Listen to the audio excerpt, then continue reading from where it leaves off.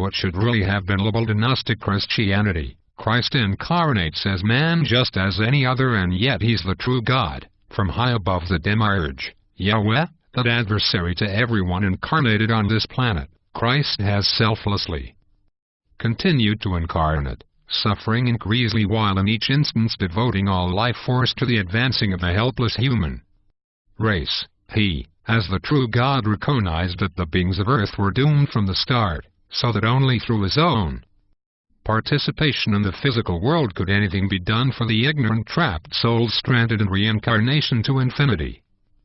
Unaware of the prison they would always remain without his direct involvement, and despite losing his awareness through incarnations managed to make the most of every vessel he incarnated into and accomplished most of the significant work done on this planet to date. The purpose was to eventually achieve a universal enlightenment. He will become the catalyst for it in his final incarnation. The result will lead to all our souls becoming finally free to break the cycle of reincarnation, to then also have complete awareness of the presence of the world we cannot see.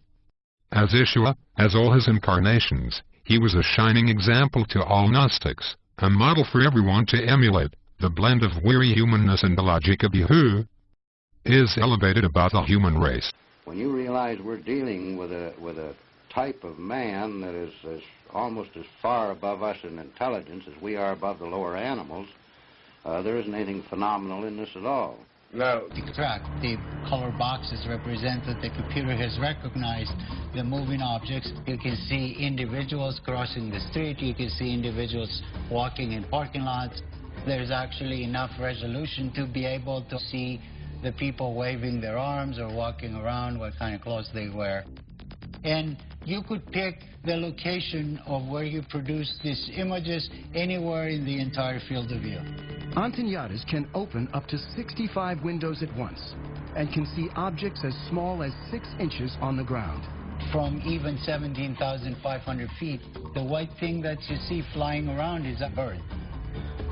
Argus streams live to the ground and also stores everything, 1 million terabytes of video a day, which is the equivalent of 5,000 hours of high-definition footage. So you can go back and say, I would like to see what happened at this particular location 3 days, 2 hours, 4 minutes ago, and it would actually show you exactly what happened as if you were watching it live. This to the animal, and we record the activity of the visual neurons, and these electrical signals that we recorded from will travel through these cables. She managed to tap the vision from the brain of a cat and to reconstruct what the cat sees onto a computer screen. So this is a digitized movie. This particular movie is a short clip from Indiana Jones, I think. Here we see the two images next to each other. On the left, the image that was shown to the cat. At the right, the image that is tapped out of the cat's brain. The picture has a lot of random flickering, the noise. That's probably the noise of the actual neurons, because they sometimes fire spontaneous spikes. We consider those noise, but maybe they reflect something else, maybe the thoughts or something. But we can distinguish that, so when we use all of those, thinking that they represent visual information, this is the reconstruction that we come up with. It is the first time an image was tapped from a brain. It proves that we can implementing the radio frequency hearing effect. Patent holder, the U.S. Air Force. Documents surrounding the development of this secret weapon are classified. But what is known is that microwaves carry energy. When a microwave pulse is absorbed by our body, this energy is converted to heat, causing the tissue to expand slightly and then contract when it cools. If the microwave were aimed at our head, this expansion and contraction would be heard as a clicking sound that could be encoded into words. With that sort of technology, you could give someone an instruction, or you could perhaps make them think they were going mad. And it quite clearly talks about the military applications of this technology. Is patent number 6470214. Normally, in order to speak, but in the case of the audio, the sensor is so sensitive that it doesn't require a person to actually speak in order to produce speech.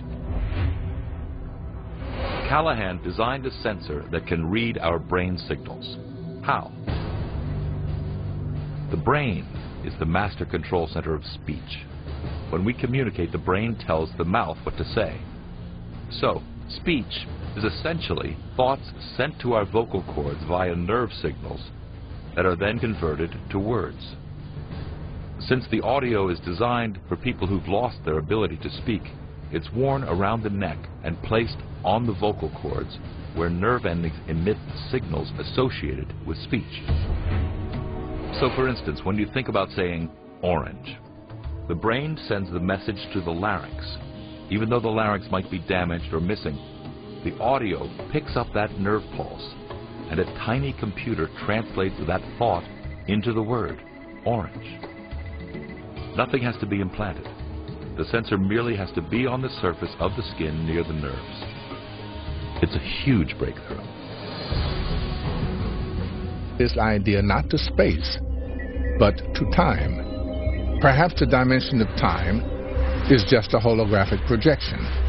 Time is a kind of illusion, and the whole universe is written in a hologram that is sitting there at the end of time and projected backwards through our present era back to the Big Bang.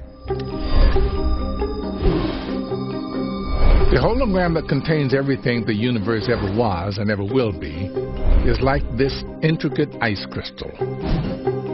According to Andy, it sits in the far future and projects information back into the past. So this sculpture represents the holographic plate, which contains all the information about the entire lifetime of the universe. As I look at this very closely, I can see more and more detail. From far away, or more accurately, from further back in time, there would be less and less detail, less and less information present in the universe itself. The further you get from a holographic plate, the less information you can read on it. So as we travel back in time from our present day in a highly complex universe of planets, stars, and galaxies, we move to a simpler past, to a universe the way it was billions of years ago, filled with nothing more than clouds of gas.